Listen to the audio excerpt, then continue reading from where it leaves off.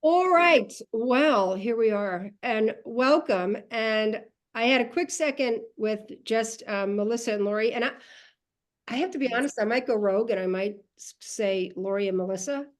Oh, Lori, your thoughts? Lori's daughter will appreciate that.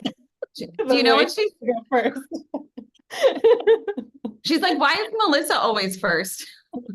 Melissa, not tonight. Not. It was such like an 11-year-old thing to say, you know? Well, it's interesting because I've been accused of being like an 11-year-old before, so this is fantastic. In any event, talking briefly, and there's a really great screen here and it's blurry, but what are you going to do? So in any event, welcome. So very happy that everybody's here. Oh, no, this is what I started to say. What I was saying to Lori and also Melissa, I tend to get really nervous for these events. I want to make sure that I represent conversations and the person that's there. And if everybody could check their mic, that would also be fantastic. But I just feel like tonight definitely has a much different vibe. Not that it can be any less intelligent, but just fun, more of a party atmosphere. So here we are. So welcome everybody, and chat is our friend. So please jump into chat. Let us know where you are coming from, what you're drinking. Again, Tito's. I am not encouraging anything that you are not comfortable with, but whatever it is you happen to have in front of you, let us know what it is so we can sort of get to know one another to get this party started. Ow, ow. I have to say, it's really fun. There's a lot of very familiar faces here, and it's really, really fun. Has anybody started the chat? Oh, there we go. We have one. It's your Southern fried friend. Fried fried, Missy. Hi, Missy. It is a happy hour. What do you hold on, can I see TV for me? I'll put my drink. Oh, see, and I told you it was going to be fun. We have What my dog has. Could you do me a favor, Lori? Could you turn that into a scrunchie and send that to Savannah? Oh my gosh, isn't that so cute? I know. It's adorable. It's fantastic. So welcome everybody. Hi, Elise. Hi, Christina. Good to see you again. I see you from your comfy bed. I'll be in mine in no time. Me too. Oh, that's so sweet. Who made it, Lori? Kim Lockhart. That's very, very sweet. Our dogs are twins, so she made them each a jacket for the winter. Amazing. Oh, my kid's here. My daughter's here. She's adorable. She's perfect. Hi, Lainey. Hi, Mama. Anyway, here we go. Welcome. Just to like start from the beginning, I was lucky enough to be at the Syracuse Reading League convention where I met a lot of the people on this Zoom that I have like mad crazy respect for. And I skipped out, and it might have been actually, I think it was Pamela Snow. She just started her presentation. And I was like, Melissa and Lori probably don't have a line. So let me just run up there to see if they're there. And they did not have a line. And I jumped in and like, hey, do you want to get your picture taken with us? I was like, I do, but I have another agenda. And I introduced myself and I was like, any interest in the happy hour? I don't think I got to the word hour. I think I just said, I'd like you to, any interest in coming on the happy? Yes. Their enthusiasm was just so much fun, and we just kind of laughed and planned from there. So this started back in September, and I can't tell you how much I appreciate your willingness in wanting to do this with me. So Yeah, thank you so very much. So I was thinking I might start this off with something like, I don't know, hey, Scholar Buds, or hey, Instructor Pals. And I was like, no, you just can't replace Hey Teacher Friends. So Laura, you have to start us off with that. It's you that says it, right? Or is it Melissa? I say hi, teacher friends. Say there. Okay, that's iconic. Hi, teacher friends. I know. Fantastic. So you started your podcast with, that you were two teachers working together in Baltimore, and then, now we have this podcast. I feel like, that dash, if we could fill that in, can you take us from here? You went from there to where you are now. So much must have happened. Yeah, a lot did happen. You want me to start, Melissa? Go ahead. Okay, so Melissa and I were working we both, taught for a long time, and then we went into leadership in Baltimore City in their central office, but we were in schools most of the time. So it was a different kind of leadership, more like a coach, but it wasn't like a coach in one school. It's more like a coach in like 12 schools or 16 schools, which seems impossible. It was impossible. And in the schools that we were in, they could be K-12. I'm sorry, they could be K-8, K-5, 6-12. And all of them were using the city's curriculum, but doing very, very different things, like a mishmash of things that had come down over a long period of time. At one point, we had invested a lot into guided reading libraries. So those were there. And then there was all kinds of stuff, as you can imagine, like LLI. And just then the foundations so it was like a lot of stuff, like a lot of things. Mondo kits. Anybody remember Mondo kits? No. Does anybody on? I don't. I don't really get these things, but whatever. And so Melissa and I met there, and yes, the kitchen sink, exactly. It was pretty crazy. And Melissa and I started working together very closely when the district adopted Wit and Wisdom ELA. Like, we went through this whole adoption process and made it. The two finalists were EL Education and Wit and Wisdom. And I should say we had already adopted Foundations about 2 years prior to that. So this was like to add that next layer on top for K-8. And we were working together, and we were reading all of these lessons, all this research, and we had just never seen it before. And we both were reading specialists, certified, going through our advanced leadership certification to be a leader. And we were just stunned. Like, what the heck? How have we never, ever seen this stuff? And it was the stuff that made the most sense. Like, I was like, this actually makes way more sense than any guided reading thing I had seen before. So Melissa, I'll pass it to you. Yeah, and I'll just add on to like that part of our journey. We were learning so much. Even, sorry, my cat is like Cat was not to be outdone by Lori's dog. We know. I know. It has to be. Finn needs a sweater. So, as a part of the adoption process itself, we were learning so much about the science of reading. And David Lieben came and talked to us, Ed Reports came and talked to us, TNTP, all these, we're just learning so many things, and like, oh my gosh, like our brains were just like exploding. Like, oh my God, like, why didn't we learn these things earlier? Why are we learning them now? Why did we do so many things that were not the right thing for so long? And Lori and I would it was really nice to be able to work together, the two of us, really closely, and be able to say those things aloud to somebody else, like, oh yeah, me too. Like, we both went through master's programs to be reading specialists, and both had the same experience of like not learning what we needed to learn. And so, yeah, so then Lori had a crazy idea. Of course, Lori was like, we should share this with other people, like not just me and you in one room together, having these epiphanies and being, on the same page. We're sure we're not the only two people in the whole nation that experienced this. So she said we should have a podcast, and I was like, I really, like, who's gonna listen to that, Lori? Like me, you, and our families probably. She of course was like, no, we're gonna do this. So we did. Do I know this? Who was your first recruit?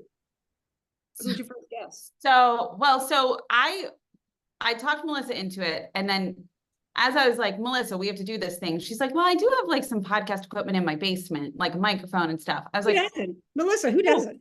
Just recording it, not necessarily for a podcast, but we can use it for a podcast. I was like, great, I'll be over after work on Thursday. And I just like showed up at her house. I was like, we're gonna do this. She's like, what are we gonna do? I was like, I don't know. We're gonna record something. Like, we're gonna figure this out. And the first thing we did was we were just kind of like talking about a Natalie Wexler piece. And it was just us. I will not go back and listen to that. It's probably terrible. I apologize if anyone on this call has listened to the very first episode. That Lori probably thinks it is. Not so bad. It was a good conversation because we were talking about fidelity to curriculum and like how that's a big thing when we implemented Wit and Wisdom. Was like, It was huge. Yeah, it still is huge. Yeah. talking about it, right? Like I mean, like probably the not so great. audio, man, we were still Oh. doing what we were doing. Was it Natalie Wexler was the first guest? Is She that- was like our first big name guest. That was episode 10. Oh, that's pretty good.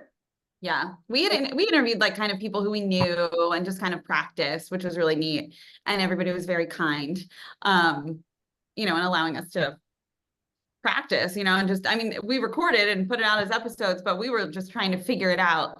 But yeah, Natalie was awesome. I mean, I think we thought we hit the jackpot when she said yes. I was like, I'm going to cry. Like somebody said yes.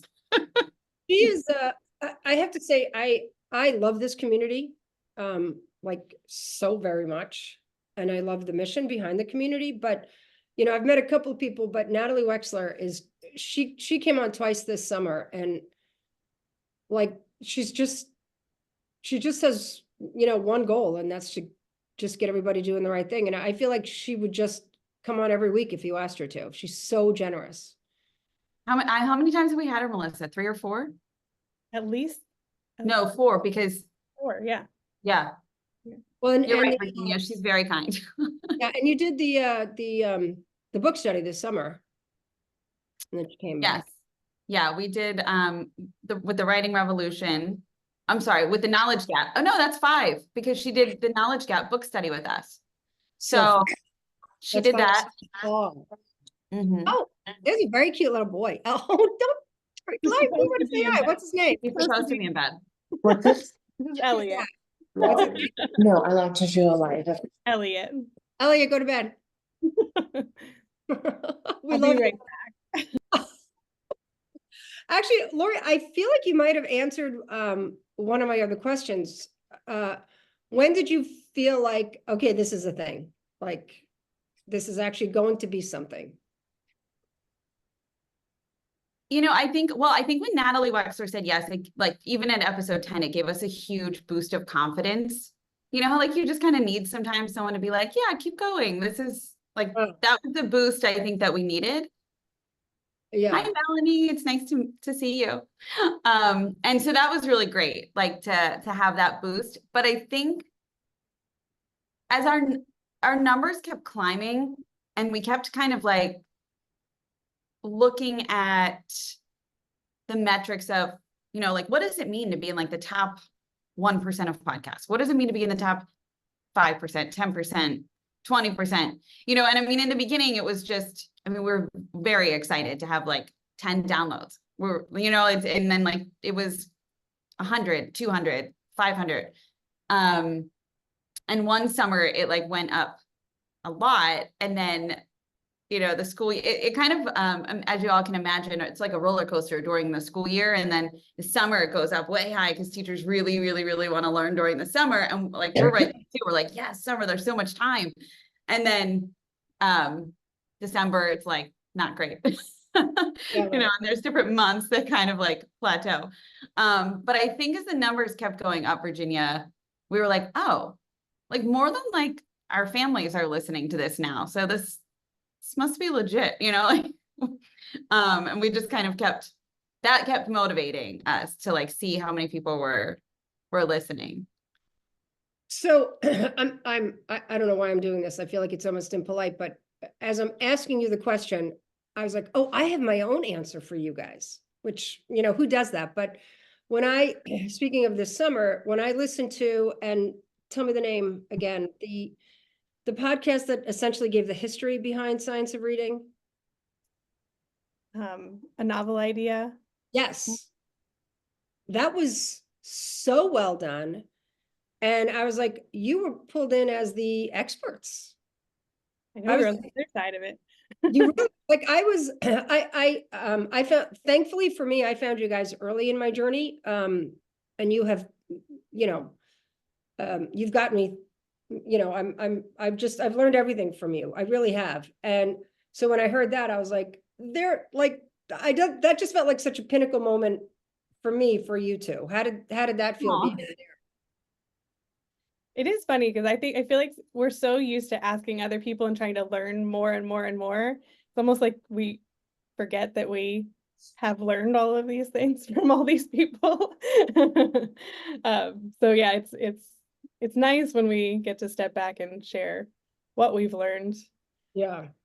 But you were also, you know, she leaned in and she knew where to go and she went right to you two. So that's, I mean, if you don't see it that way, see it that way, because that was really, that says a lot about the influence that you have and about what you're projecting. Oh, thank you. Yeah, it was really neat. It was weird to be interviewed. Well, it's funny. That's why I was like, how hard is it going to be for you to just answer? It's a novel idea, Christina. Oh, Christina, you haven't listened to it. It's so good. It was really quite good. And friends at home, well, Christina just did, but please jump in with any questions of your own. And every name that's on here, I have mad respect for each and every one of you, especially Kathleen Mooney. I love her so much. Anyway, so when you're like planning the podcast or when you're doing the podcasts, do you sort of have delineated roles, or is it just like it's all relatively organic and whatever happens is what happens? It's a good question. You want to know our secret? It used to be Sure. we used to just wing it completely. So another reason, if you go back, they're maybe not so good. So structured, yeah. We used to totally wing it. But we kind of go in between. We have like sort of a structure. Yeah, I mean, we have questions. So we meet with every guest for a pre-call. And we have a whole scope and sequence that we have laid out, like, you know, for the year. Like we're already planned through, I would say solidly planned through September right now. Oh, wow. Yeah, and we have, I mean, not every guest has, we haven't reached out to every single person, but we've recorded a whole lot. And we have like a 30-minute pre-call with the guests so that we can all get on the same page. And we also want it to be awesome for the guest. You know, it's not like our podcast, it's their podcast too. We're representing their voice in this space, and, you know, it's everyone's together, and we want to make sure we're going where they want to go too. So we make sure that we have this pre-call to really norm and to have some questions that we all agree on. And then Melissa and I go back, fine tune everything, and we color code now, which is super awesome because now we know who asks what question rather than like a long pause and eye contact before trying to figure it out. So Now these our are colors are like, colors. they're permanent colors. Like we What's use your them color? forever and ever. What's your color, girls? Who gets what? My color's orange, I'm Did you- purple. Orange Show or up well. purple? and it was What random, colors? but now there are colors. Did you pick it? I don't remember where they why we No, picked- you did it one morning, Melissa, and then Right. Melissa's an early bird. And then when I woke up, she wakes up really early. When I woke up and went in to see, I was like, oh, these are fun colors. And she was like, I decided that we're having colors. I was like, great. So was there one person that came on that you were really nervous? Like, was there one person that made you a little bit more nervous than anyone else? And if yes, why? There's, I mean, more than one. Oh, yeah. You tell Lisa, go. I was really nervous for Julie Washington because I have a lot of respect for her, and I don't know why. I'm like kind of a fangirl of her. And I think because it like took us a while to get her on, which like built up the suspense for me.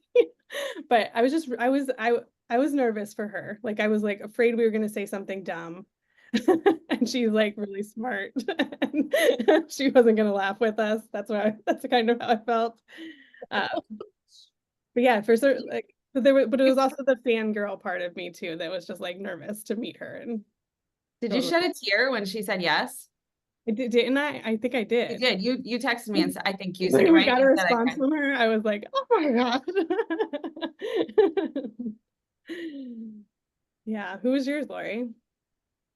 I think it was Steven Dykstra because Oh, I think well, it was like kind of logistics, and I was nervous because he's so smart, and I'd seen him present and I was like, oh my gosh, what if like I don't understand what he's saying?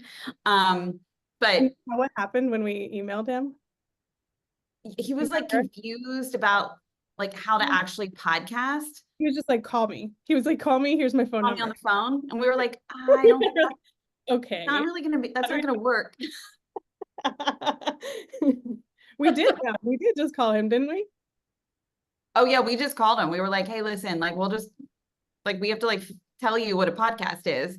But like if you listen to it on your phone, that doesn't mean you can like record it on your phone. So we like explained it all, and it was really funny. I was like, I think I have his number in my phone, which is kind of hilarious.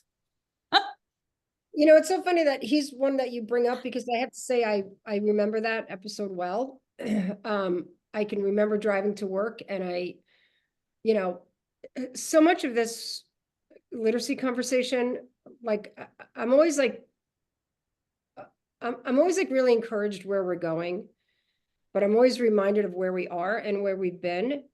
And I think that particular episode was I probably had my most like visceral response to. Yeah, I agree. Yeah, my stomach was just in knots, and I was like, oh. So when I had Natalie Wexler this summer, I was, asked, and so I like right away, as you saw, I like to put it all over social because I like big numbers and all that. And so I put it out immediately, and I said something about, Nat Wexler joining the happy hour. I get an email, and she's lovely, and the email was lovely. She's like, so the only person that calls me Nat is my husband. I was like, okay, all right. That's how it started for me. But she was great, and I apologize. And now, like every time I go to say her name, I'm like, Nat Ali, But Natalie. that's her Twitter handle, isn't it? Like, Yes. Yes, and that's what she Well, said. She said, it's my fault because it's my handle. Good catch there, and thank you for the save. Thanks for having my back, Melissa. But to anyone listening, it's Natalie. Natalie. Yeah, and she deserves it for whatever she wants. Is there anyone, it sounds like if you're going through September, you're pretty booked. Is there anyone yet that hasn't come on that's sort of on your bucket list? Right, yeah. Besides the I people would love to hear like from this call. Like, is anybody like would anybody like there? We have some guests from the podcast on this call, but like, would anyone who wants to hear from someone? Because we're so, I think, invested in like topics and like trying to match the right guest to certain topics that we kind of have in our scope. I would love to hear what. I mean, even if you don't want to get on the mic, you can put it in the chat. we have a future guest on right now. We do. Yeah, can we share? Are we allowed? I'm saying yes. It's my happy hour. Yeah. So Christina is coming on soon. Oh, good. That's exciting. Yeah. We already had our pre-call. She knows what a podcast is, so that's cool. So it's not on the phone. You didn't make us call her. Well, I might have to ask you, Christina, to help me learn how to do a chat bot on Instagram. That's on my to-do list for next week. So I don't even know what that means. it's when on Instagram, when they're like comment sweater, and then you get a link to something. Maybe. No, could be like, but like you don't get a link to a sweater. You get like a link to like a literacy resource. It's like completely unrelated. It doesn't make sense, but I'm sure there's a reason why. But then it's great because on Instagram we can have links. So then you get a link. Yeah. I'm pretending I do. I really don't. Before I ask my next question, anyone have anything they want to ask? Now's your time. The time is now. Now is the time. Everybody knows you. They probably already asked. I love Missy. Missy, I love your episode too. And Elise is on too. I love both of your episodes. That were really fun and very professional. I found Missy's like randomly. I was scrolling across something. I was like, Dear Balance literacy teacher, I am here. And that was awesome. It was I have fun. to say, I was, I was, talking to my husband last night, and it's just astounding to me that I'm in the universe of so many of you, and Missy and Elise, I'm gonna, kind of pull you out on this, but I said, this whole thing started for me when I listened to Sold a Story, and my reaction to it was just, like everybody, right? It was nothing new, but I related to you so much, Missy, and then to suddenly now like have actual conversation with you, and we met at the bathroom, and within like 15 seconds we were like cracking up. I'm like, how does this even happen? And Elise, I would mention you almost every happy hour when I talk to a parent. Lauren came to a lot of my happy hours, and she's a mom fighting the same fight. And Lauren, this is Elise Lovejoy's on the call, and this is who I always talked about. And I always said, find the files. And then when you started your Facebook page, I was like, oh my gosh, that's so great. Just go to the files. But I'm completely digressing. I felt the need to really acknowledge, and also Melanie, who's on this, the resources that you provide is just crazy. But I just, and Christina, I'm glad that you're on the podcast, because I don't have time for it with all the work that you do to advance the cause. But anyway, totally digressing. Melissa and Lori, are either of you currently in the classroom? I know there's one before it too. Do you want me to do that one first? No, Lori, that's my job tonight. Oh, okay. I'm sorry. I was like, I'm kidding. Great, I just pissed off my guests. Lauren, are there other psychologists involved in this work? I don't have specific names in mind, but I loved the Dijkstra episode too, and I'd love to hear more from people like him. Yeah, that's a great question. I don't know of others that are. Does anyone on the Missy, call? you made a face like you might. We have a great one in my state, and she actually testified on our Capitol Hill when we were passing our dyslexia bill, and she's actually the one that she's the one who evaluated my child, but she just gets it because she's a parent of kids with dyslexia and she is a psychologist, and so it's like she's devoted her whole life to not only identifying kids, but also helping systems understand how to serve these kids better. And so I think people like that need to be championed, because they understand the things we don't understand. And somehow some of them are really good at putting them in terms we can't understand. And she's one of those people. But I'm sure there's more, but I just love her. I tell everyone about her. But she's amazing. And she'll come to an IEP meeting with you too. So, That's amazing. That is amazing. yes. So Yes. what's your role? Are you an advocate now? I mean, I call myself the accidental advocate, because I didn't know I would become who I am today. But yeah, I advocate for Dakota Dyslexia Georgia, and also going to Advocates for Dyslexia. And I also just am a pro bono. I go to lots of IEP meetings. I've been to 4 this week for some reason, for completely free, just to help people and try to push the cause through in our county and our state. So that's how I spend my free time with all these beautiful people and the things that you're always sharing to try to educate others who don't seem to know. But I have someone you should have on your podcast too. I don't know if you want to hear later, but I have a great one. You could be on the cutting edge of a great story. Oh, you'll have to email us. That sounds like an email. I will send it to you. Unless you want to share now, but if it's Okay. really share now. Well, we have this amazing district who's getting it right in Georgia. If you've been on Twitter, you know who I'm always screaming about, but they are getting it right. And they're starting to get some national press, but they're getting it right because everybody in their district, the board, the superintendent, the teachers. I know teachers. I just talked to one of their board members yesterday. they're all on board, and their superintendent has this thing. He's for safety and literacy, and everyone on the board and every teacher and every custodian and every bus driver, everybody in the whole district knows it. They're Title I district. They got straight greens. They blew the state averages out of the water 2 years into implementation. They have Wow. adopted a curriculum. This is all teacher training. Every bit of it hinges on extreme teacher training and a coaching support system. And it's phenomenal. And I think that their board member that I talked to, she's a firecracker, and she is making waves. So the power of getting other people who maybe don't come from this background to be involved in the conversation I just think that is such a story to be told on a bigger scale of all the levers you can pull. That was an article this week, but you can start pulling all these levers and getting everyone on board. I think that that's a huge win. But she's fun. We could all be friends. So I talked to her for like 2 hours. I know that's shocking to all of y'all, but anyway, but she was great. And I was like, you need to talk to more people. Your story needs to be heard. So yeah. But she can tell you all the like literacy levels of all the schools in her district, and like, and knows like how to, like, she told me the full plan of how they make this happen in the school and how schools have gotten creative. And I've never heard a board member talk so intelligently about what's going on the ground floor in their district. So anyway, there you go. That's my idea.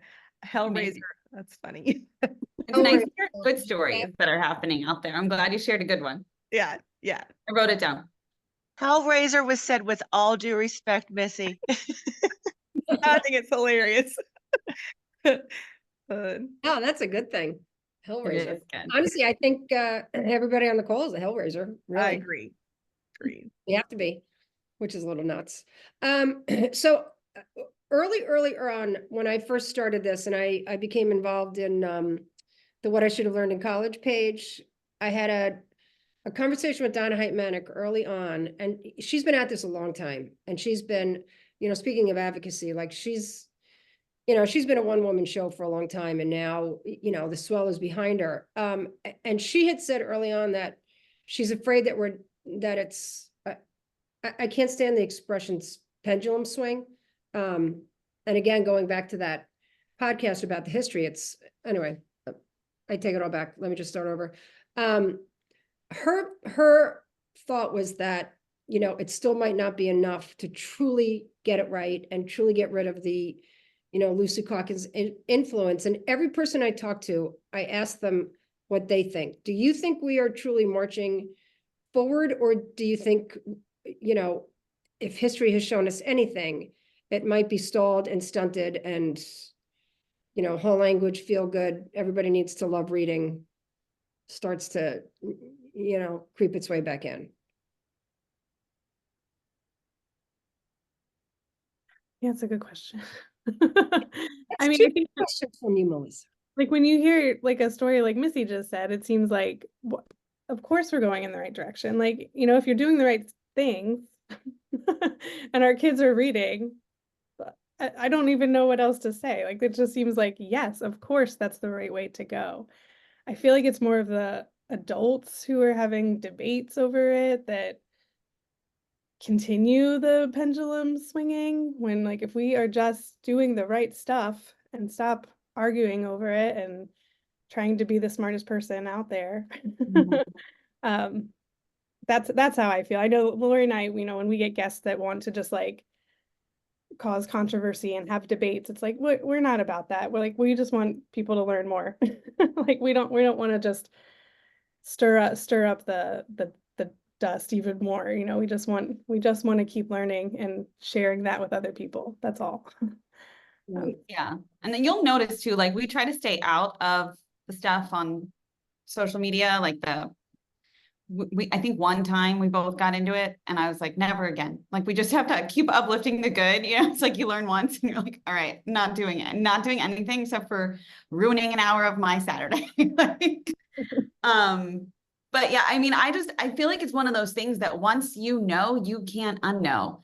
And I don't see us turning back. I mean, I think it's not up for debate, right? Like, I think there are pieces that we're still learning about. There's lots we're still learning about, but there are things that we know and we can put into practice feeling really confident about that. And once you know how to teach kids to read and what they need, I don't think you can go back from that. I just don't think there's any going back. Yeah. And there's still space for kids to love reading. I don't like, it's Oh. not, Yeah. No. doesn't make kids hate reading. One of my first canvas that I put on the big page was, Science of Reading classrooms can also have book nooks. The only difference is they're actually reading in their nook. Right. Right. Because No. you taught them how to read. Because we're teaching them how to read.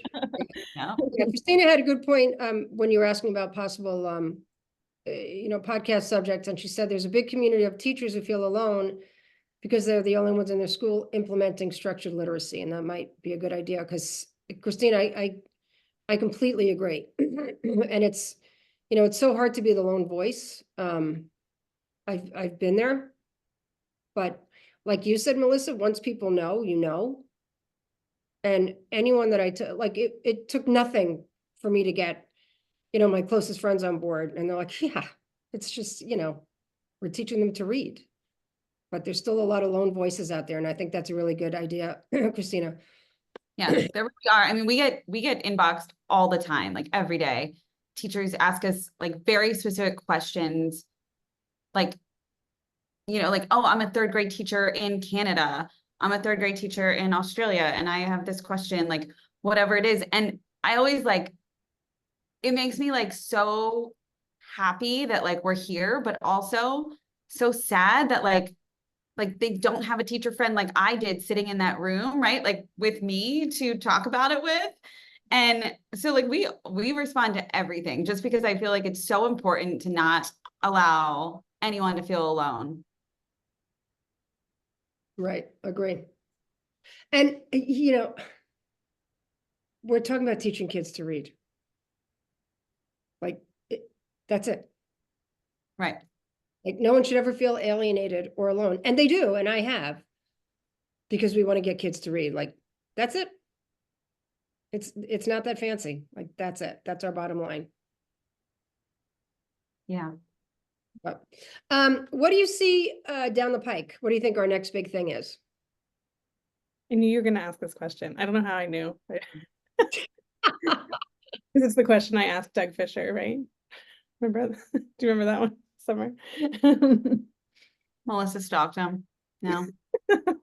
No, because I don't know if you heard that on the podcast, but like 10 years ago. Is this the elevator story? Yeah. I made her tell it. I was like, don't be shy. I was going to bring up the elevator story, but answer this first because I am coming back to the elevator. So what's coming? I mean,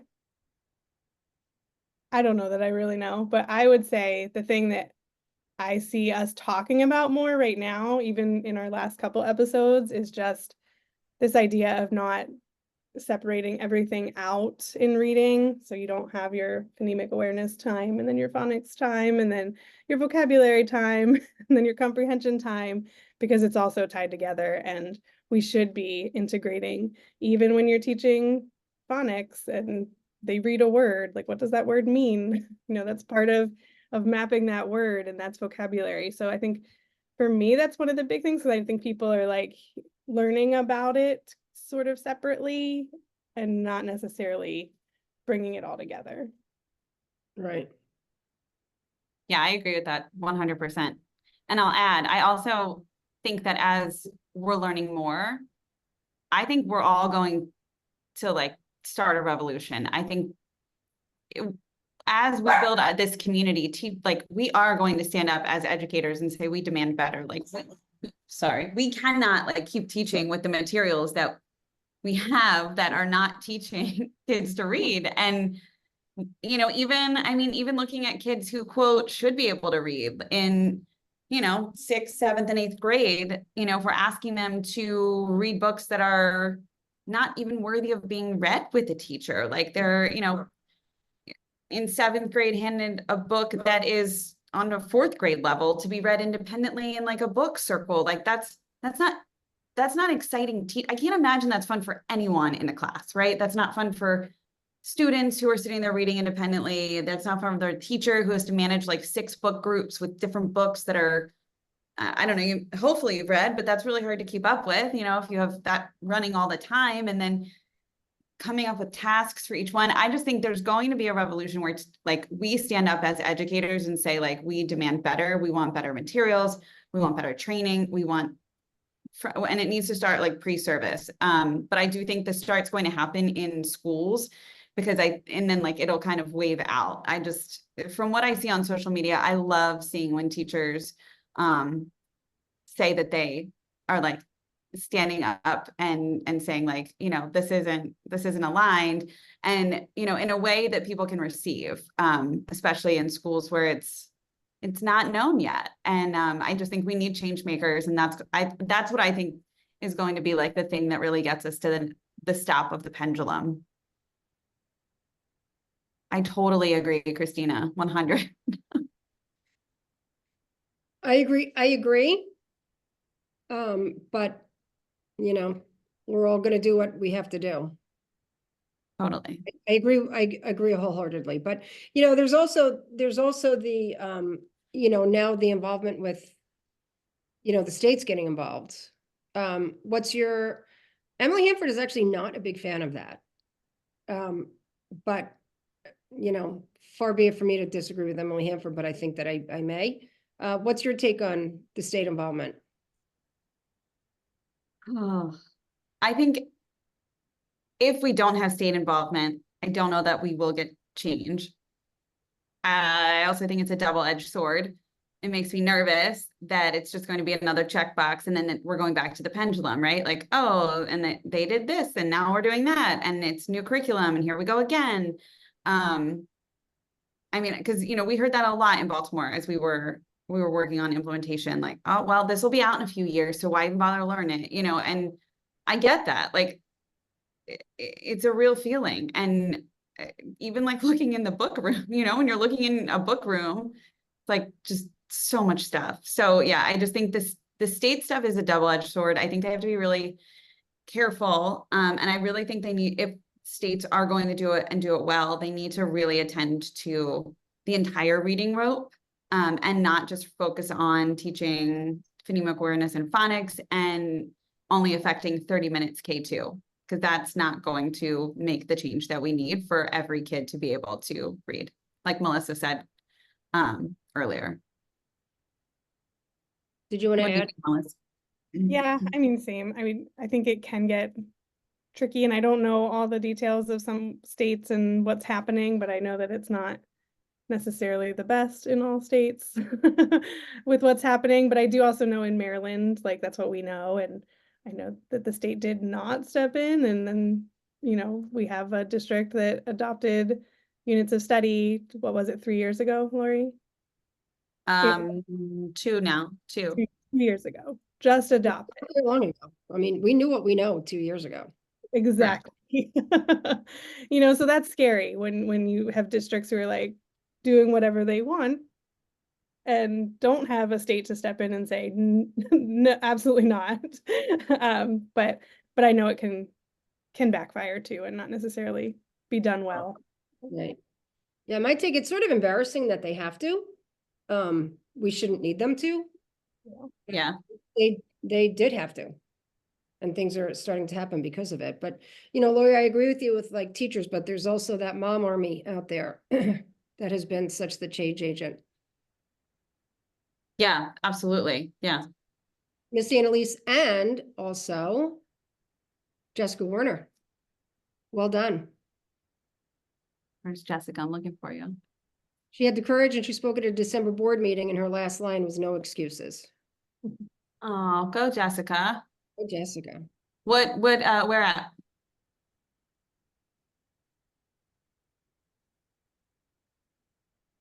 Jessica, feel free to turn your microphone on or Oh, not. New Jersey. I'm from New Jersey. Hi, sorry. Yeah, Somerville, New Jersey, and we've just had enough. And it wasn't a lot of teachers, but it was through our union, and I was able to write a speech and said it and felt great about it, and offered to sit down with any administrator, any board member to talk about the data I've seen, because I'm in a special role. I'm a reading specialist in special ed, so I can do the right thing. I'm not tied to the curriculum as some of these new teachers feel like they are. Sure. So we'll see what happens. I mean, I also have a community of parents in the district that I'm trying to get to speak up. And we'll see what happens. Well, there's no more important issue on the table in education. Yeah, definitely. Yeah. Anything for Lori and Melissa? See, I did it again. Lori, I got I you. know we didn't answer the one question though. I'm I'm just thinking- keeping track of your own chat. If you I was going to mention that, you know, like what you were saying about parents, also like, you know, like the whole thing with Common Core, how parents were like, oh, I didn't learn math like that. Well, like they're so used to their kids getting like these letter grades, like my kid's reading at like a J or whatever, you know, like, so teachers are now like, again, like, okay, I'm not doing that anymore. I'm like teaching skills and doing small group with skills and all the things. But then their parents are like, how's my kid doing? And so then teachers, again, don't have a way to communicate, like, you know, and so everything, it's just, there's so many like pieces that need to be built to be able to get the parents like to understand. Like I've done in-person PD and the administrators weren't there. And so then the teachers are like, but our administrator says we have to do this and you're telling us to do this. So it's like the district brings us in and then the administrators aren't letting them do that. Like there's just so many pieces that are still so broken. Right. And it is going to take some time, and we need, you know, we need Missy's and Elise's to be out there to be advocating and bringing parents together. And like, this is like a community. I would love, love, love that person that you were talking about to be a guest, to be able to hear, like, principals need to hear, like our principals that we're working with are like, we don't really know what to do. How do we get these teachers on board completely? You know, because teachers have so much to do. It's hard to like get them completely bought in when they have such full plates and they're being pulled in all these different directions. Right. In the training, they're like, yes. And then they like go home and it's like, forget it. So anyway, that's my 2 cents. But I also have a question. Is there anyone that like refused to be on your podcast that you want to talk to us about? Like that would be a fun question to know. Well, we had funny story. We had Daniel Willingham was one of the first people we asked, like before we even asked Natalie Wexler. And at the time he was nice about it, but he did say no. But he said that I think it was like a bad time in the year for, you know, he was teaching classes and things. He was busy. But then we got him like 150 episodes later. I think we like proved ourselves to him. Maybe we weren't just Like, yeah. two girls hanging out, you know, like. Hey, He's, Dan. he's very busy on TikTok. He had a busy schedule for TikTok. I think the only other person I remember emailing that we didn't hear back from was Mark Seidenberg. Yes. Yeah. Yeah. Controversial. I know. You see? No pun intended, sorry. That was a while ago. It was before Yeah. before the Yale slides came Before, out. before Slidegate. Okay, but before Slidegate, he did a presentation here in Atlanta for this Atlanta Speech School and did the same thing. He made all the advocates mad here, and he really, same situation. He's not a bad guy, just it all, you know. Hey, very smart. He's done a lot. He's done a lot. Yeah. It was very similar though. It was just funny. Oh my gosh. Yeah, I feel like it's like kind of nerve-wracking, even like putting content out because you never know how it's gonna go.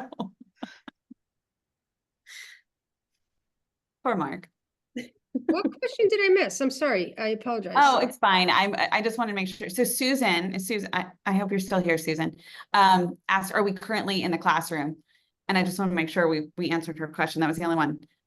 No, we're not. We both do the podcast as part of our jobs, which is pretty awesome and very lucky. And the other part of our job, we get to develop some curriculum. So that's also very lucky. I don't know if I knew that. Yeah. That's great. That's who we need. We need people who know what needs to be in the curriculum to develop the curriculum. Yeah. Feel so lucky to be able to do that. And I feel like I don't even know if anybody knows this on the call. Well, a couple do, because I think I talked about it at the reading week, but we're having a book come out. So we've also been authors in our free time, which has been very busy. So we have a book coming out in June. Come back on the happy hour. What's the book? What's the We title? will. So it is in the Scholastic series with 7 Mighty Moves and 7 Mighty Moves and Oh, the right on. Science of Reading series. Yeah. Yeah, it's 50 questions about literacy that keep you up at night. And that's not the exact title because we don't have that memorized yet, but long title. Awesome. longer title. But wait, I have the title here. The Q&A Okay. handbook for teachers. Yes. But yeah, so you can like flip around and be like, oh, I'm like working on fluency today. I want to read about fluency. And then you read about fluency. And then, oh, I have a question about leveled reading. Let me go to this question and get that answer. And then there's podcasts connected to each one. So that's pretty cool. Fabulous. Yeah, that's great. Ladies, did you print out what I sent you? Yeah. Of course. Did you cut it in half? Okay. Do you know what we're doing? I was thinking like a Who's two most to likely one, to- or like would you rather? I don't know. No, what are we Yeah, who's doing? more likely to? Okay. Or, who wore it best, or you know what I mean? So, who stresses the most when it comes to the podcasts? This is fun. All right, Melissa. Who is more organized? Okay. Color coding at its best. Full disclosure, I wrote those two, and then I reached out to Elise and Missy last night, and the rest of them came from these two knuckleheads. So Oh, I can't wait. you might want to take a no, I'm kidding. It's hilarious. Okay. Who's most likely to cry at a good commercial? I don't know. I'll go with Lori. I don't know though. I only started being a crier after I had a baby. Just put that out there. Where's I that? spent 30 years without crying. You can put it both if you can't decide. Who is most likely to use a GIF in messaging? Jeff, sorry. Some people say GIF, but you know what? When there's an I after a G, it's a J. Thank you, Missy. I see you. Lori, it's you. Totally. I Like said one. I 17 think I got- exclamation points. Yeah. I think I might have gotten more than one from you. Possibly. Who's most likely to swear accidentally during an inappropriate time? And Lori, that came up very quickly. I need one for me because I would be flying it up there. Who's most likely to snort while laughing? You snort? I don't know. I do. Apparently you do, Not Melissa. me, because I haven't snorted, so I figured it was you. Who is most likely to sing along loudly to a good song? That's Lori. Is she any good, Melissa, or no? I Don't don't answer. Don't answer. You have a That's long Melissa. career ahead of you. Let's not. Oh, wouldn't this be great? I broke up Melissa and Lori. They're done. They're done. Who's most likely to say "aw" when they see a puppy? I like puppies. I don't know. Maybe. We love animals, both of us do. All right, who hates puppies? No. Hates puppies. Who's most likely to not be able to keep their face in check? Well, when I asked the question, Lori, you did not keep your face in check, so. Who's most I used likely, to have a Post-it on my computer that said, fix your face, that said what? fix your face. I was so stressed that whatever I was thinking or feeling was going to show up. I will say Lori knows exactly when I check out if we're talking to somebody, and she will jump in and be really nice to them. She'll be like, I can tell you're not into this. And I'm like, no. Who's most likely to be late for everything? Are you late? You're not usually late, are you? A minute or two. I don't think she's late. Does that count? Sure. Who's most likely to be the first one on the mic at karaoke?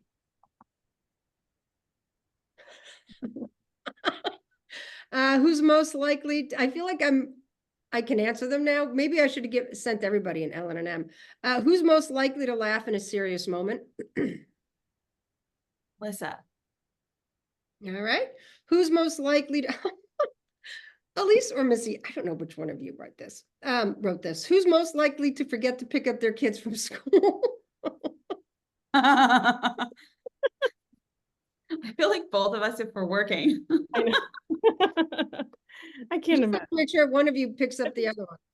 All right, so my last question is, hold on, my son helped me with this and I think he's on the call and I know he's going, yeah, she's gonna mess it up, I'm sure of it. I'm gonna try. Okay, last question. Wait, I got this going. All right, who is the best dancer? And you have to prove it. Oh, that's... Oh, the best dancer? Yeah, Lori's. Oh, okay. Sure. Oh, watch out. I'm always like, I am not doing any dances on any of these. There you are. There you go. Everybody, join us. Let's see. Elise. Oh, you want that? I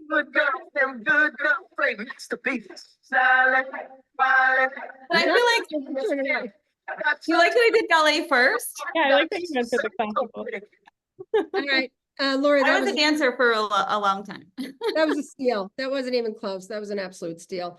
You guys are so great. You are so generous with your time and you're just so flippin' smart. Oh, my husband just texted, good song choice. It was his song choice. I was going to do Brick House. So Also, I don't want anyone to feel left out, Virginia.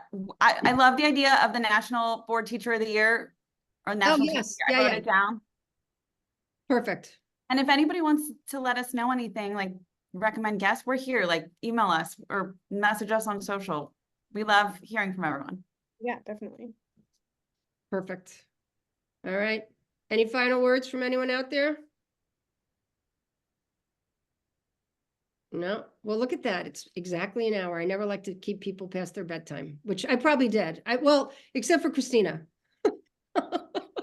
It's her literal bedtime right now. Oh, thank you all so much. This is so fun. All right, guys, you're the best. Thanks, everybody. Bye. Nice to meet you. Bye.